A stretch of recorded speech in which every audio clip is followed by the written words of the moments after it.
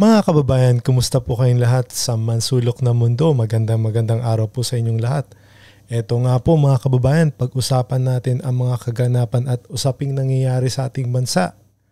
Claire Castro po, napikon kay BP Sara Duterte sa pagpapatupad ng 20 pesos kilo na bigas ng ito nga administrasyon.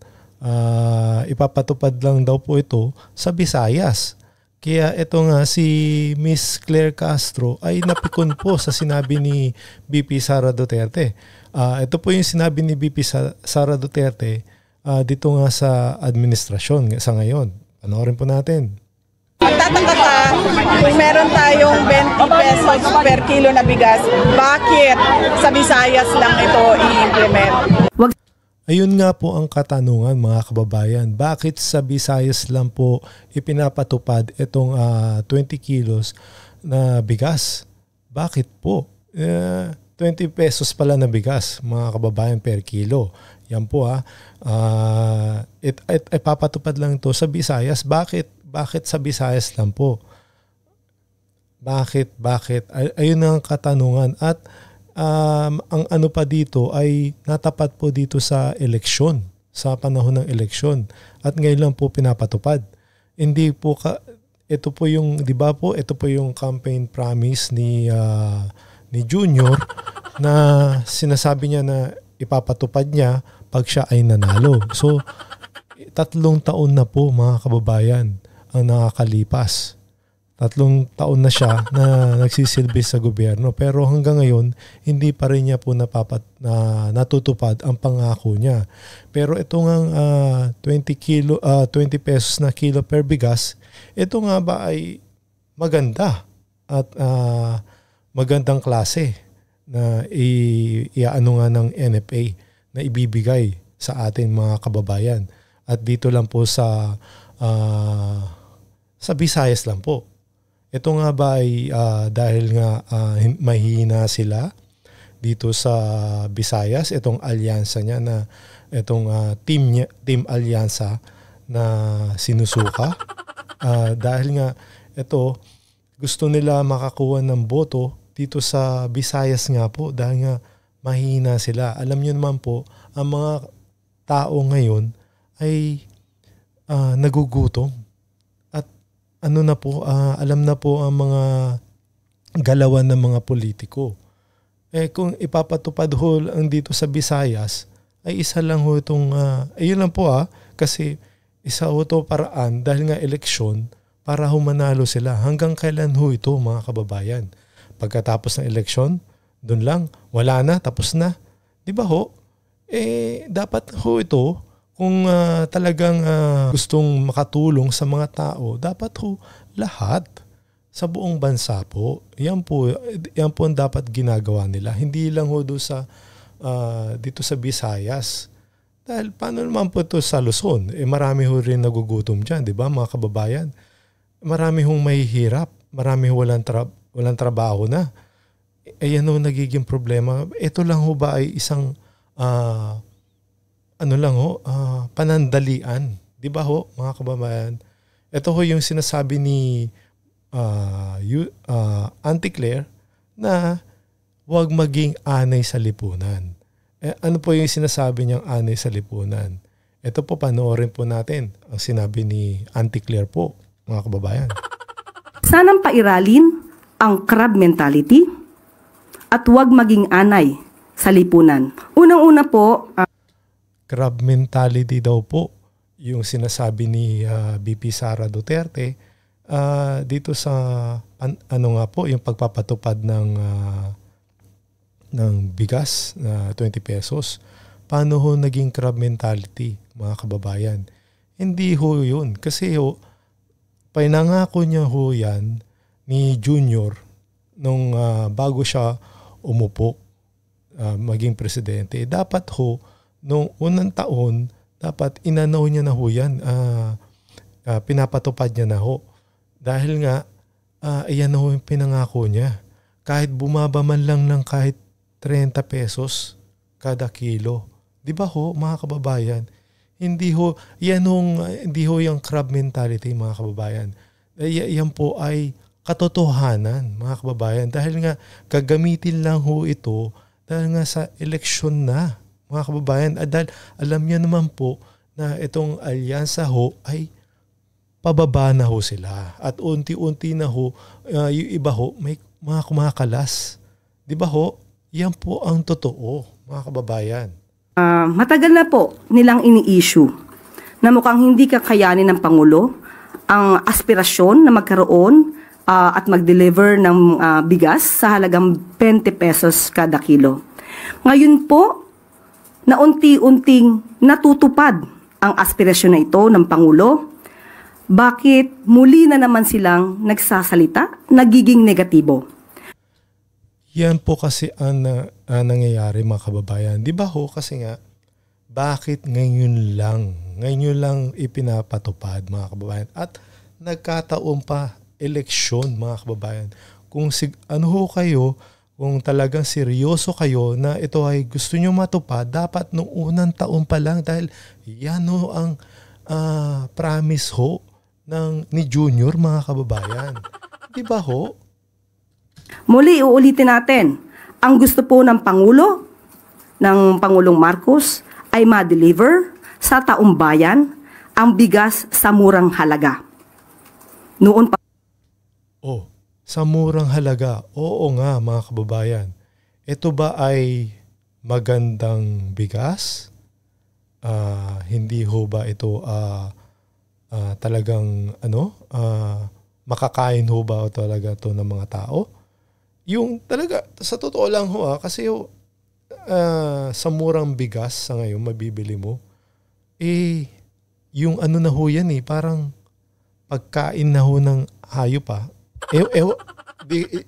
Di ko inaano kasi hindi ko pa ho nakikita kung ano ho yung mga nila, sinasabi nila na ito nga, sinasabi ni VP Sara Duterte, yan po sinabi niya, pangkain ng hayop. Yan po yung sinabi niya. Hindi ko sinasabi yan dahil di pa ho natin nakikita yan. Titignan ho natin yan pag naipatupad na ho nila ito, mga kababayan. Kung totoo nga na pangkain ng hayop itong bigas na to. Po ito. Pero ngayon po yung nagsusumikap ang ating pamahalaan, ang ating Pangulo na matupad ang aspirasyon na ito. Sana po sa mga leader, ang tunay na leader at tunay na Pilipino ay dapat sumusuporta sa kapwa Pilipino, lalong-lalo na sa pinuno ng bansa. Huwag sanang pairalin ang crab mentality at huwag maging anay sa lipunan. Magkaisa tayo para matupad ng Pangulo at ng pamahalaan ang mga aspirasyon para sa taong bayan. Yun lang po, mga kababayan. Maging crab mentality. Hindi po yan ang issue, mga kababayan. Ang issue po dito ay bakit ngayon nyo lang ipinapatupad yan. Kasi hindi nyo na maluloko ang taong bayan. At ito, nagkataon pa, eleksyon na. Gagamitin nyo lang ito para makatulong sa inyo. Ito sa team ng alyansa. Yan kasi gusto nila na manalo itong Team Alyansa para daw sa bagong Pilipinas. Ano ba ang nagbago sa Pilipinas, mga kababayan? Di ba ganun. Lalo pa tayong bumabagsak. Yan ang totoo, mga kababayan. At ang mga problema sa bansa natin, yung inflation, tumataas mga bilihin. Tapos maraming nawawalan ng trabaho at walang trabaho, mga kababayan. Tapos yun nga, marami rin nagugutom. Dahil nga itong problema natin. Dapat ito yung mga inaaksyonan. Tapos ang masakit pa dito, yung krimen dahil tumataas na naman yung krimen. Dito marami araw-araw. Mga kababayan, ang nababalitaan natin ng mga krimen. Yan po ang totoo. Sino ang may crab mentality? At hindi tayo dapat linlangin na dito sa mga ganitong bagay na eto mga tao ay ginagawa lang ho tayong, binobola ho lang tayo nito. Di ba ho? Maano ho na tayo, magising na ho tayo sa katotohanan, mga kababayan. Alam mo, hindi yan, nagsasabi lang ako ng totoo, no, sa 20 pesos per kilo na bigas. Dahil that is a campaign promise and it's a little too late. Too little too late siya. At hindi ho too little too late. Talagang late na ho, mga kababayan. Dahil matatapos na yung termino niya eh. 3 taon na lang ho, mga kababayan, ni Junior. Termino ni Junior, 3 taon na lang. Wala na. It's not too late. Too late nga. Pero eto, hinahabol nga. Tignan na ho natin kung mahahabol niya yung 20 pesos per kilo na bigas sa ating buong bansa. Yan sa buong bansa. Magdi-distribute nga tong NFA na to. Ang mangyayari ho, yung subsidy, mga kababayan, ito nga, bibili ang NFA ng bigas, mga kababayan, sa halagang 37 pesos. At ibebenta na 20 pesos. Ito po yung pinost kong video na nakaraan na ito nga na sinasabi nila na 37 pesos na bigas at magbabayad pa ho, magkakaroon pa ho tayo ng utang na 17 pesos. Mga kababayan.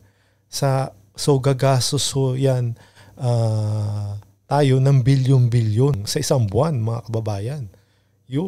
Kung ipoproduce mo yan sa lahat ng mamamayan, sa 1 milyon nga lang ho na katao, bilyon na ang magagastos ng gobyerno. So wala hong kita dyan. Lugi ho ang gobyerno para lang dito maibigay itong 20 pesos na bigas na per kilo sa mamamayan natin. Yan po ang katotohanan, mga kababayan. Magtataka ka kung meron tayong 20 pesos per kilo na bigas, bakit sa Visayas lang ito i-implement? Nakikita natin mahina yung mga senador ng administrasyon doon sa Visayas. Yan po ang katotohanan. Di ba ho? Mahina yung kasi yung alyansa ng ni Junior, kaya ho ginagawa dahil malapit na ho ang eleksyon. May 12 na, mga kababayan.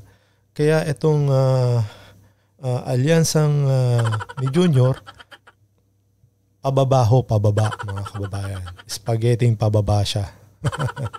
So, ang kailangan ho, pag-asan ho natin dito, mga kababayan, ay Duterte 10. Bahala na ho kayo doon sa 2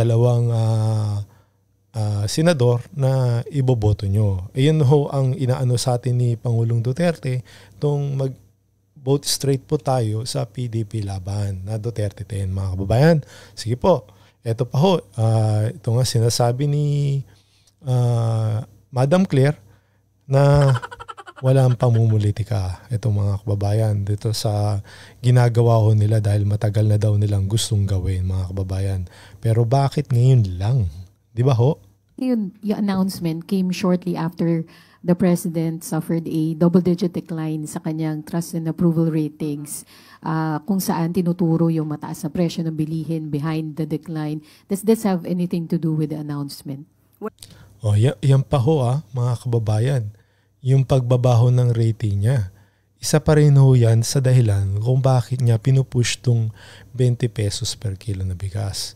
Yan po ang dahilan din. Dahil nga, pababaho na ho siya. Yung rating ho niya, pababa na, mga kababayan. Yan po ang dahilan. Wala po. Dahil bago pa po nagkaroon kung anumang survey, rating ang napapakita ngayon, noon pa po ito pinag-uusapan. Noon pa daw pinag-uusapan pero hindi pinapatupad, mga kababayan. It's little too late, mga kababayan. Ito nga sinasabi ni BP Sara Duterte na little too late nga ba talaga. Yun lang. Sama po ako minsan sa isang pribadong meeting para po dito, para pa ipatupad po ang 20 pesos kada kilo na bigas. Nauna pa po ito na pag-usapan ng DA, ng NFA, bago pa po lumabas ang mga survey ratings na yan. Yun na ho talaga to si Madam Claire. Iaano niya ho yan. Talaga na hindi niya na aaminin talaga na ito nga may dahilan kung bakit nila pinapatupad itong 20 pesos. Dahil nga ito marami ho nangyayaring sa pagbagsak ng rating niya. Dahil nakikita ho na ang taong bayan itong mga pinagagawa ni Junior, mga kababayan. Dahil nga he's so weak nga talaga, mga kababayan. Dahil nga hindi niya ho alam mag-control itong gobyerno natin. He's so weak si Junior. Yun lang po ang mga masasabi ko, mga kababayan, na kung talagang seryoso siya at talagang good leadership, dapat gumagawa ho talaga siya ng paraan at hindi lang ho pamumulitika. Sa una pa lang ho namulitika na siya kagad. Di ba nga ho, siniraan pa, noong unang kampanya pa lang ng PDP Laban, siniraan niya kagad itong kabila. Di ba dapat mag-focus na ho dapat siya dito nga sa sa bansa natin. Presidente na ho siya, mga kababayan eh. Hindi dapat ginagawa niya para matulungan niya yung mga tao. Ginagawa niya lahat. Hindi ho eh. Bakit ito nga lang dahil alam niya na bagsak yung rating niya, doon pa lang siya umaaksyon. Di ba ho, mga kababayan? Yan, common sense na lang ho yan eh. Dahil alam naman ho natin na talaga ito yung mga dahilan para mapabango ho siya. Yun. At saka yung ho niya yung Team Alyansa para mapaangat po niya. Hindi na ho mangyayari, mga kababayan, dahil gising na ho sa katotohanan itong mga kababayan natin. May rally ng crab mentality. Kaya nga ma'am, hindi yan na pagiging na mapagpuna. Nagsasabi ako ng totoo. It's a campaign promise, yung 20 pesos per kilo na rice. And ngayon lang in-implement na panahon ng eleksyon.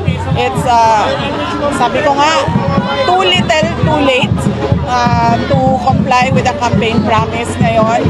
At para lang din sa isa pang darating na eleksyon kung sa lugar sa Visayas kung saan mahina ang numero ng mga kandidato ni BBM.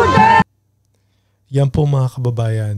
Totoo naman po, agree po ako kay VP Sara Duterte na ito po yung katotohanan. Nagsasabi lang siya ng totoo dahil ito ho yung nakikita natin, di ba ho?